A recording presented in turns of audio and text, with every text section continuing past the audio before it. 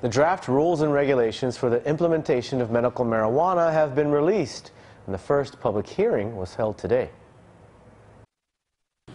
$500 is a big price for an ounce of marijuana for a sick person.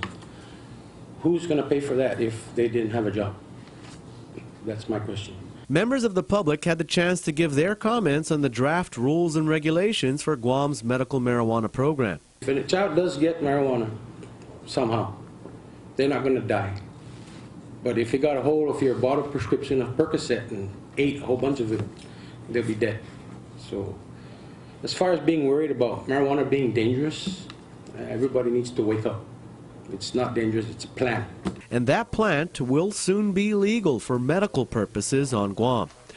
The only questions that remain have to do with how GovGuam should regulate the growing and selling of medical marijuana. They cannot monopolize this. We cannot charge our patient to grow this. Local farmer Ernie Wustig is concerned that local farmers will be left out of this new industry.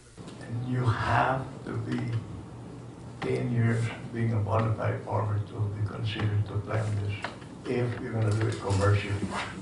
Others, like Franklin Meno, are concerned that the licenses won't be handed out fairly.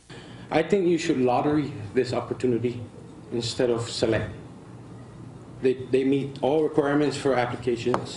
Everybody throws it in, and then you guys pull the names. Guam Employers Council Executive Director Andrus is concerned about how public health will handle the money it collects from licensed medical marijuana growers and dispensaries. I'm just curious because U.S. banking law says that, you know, the banks cannot accept receipts from illegal drugs.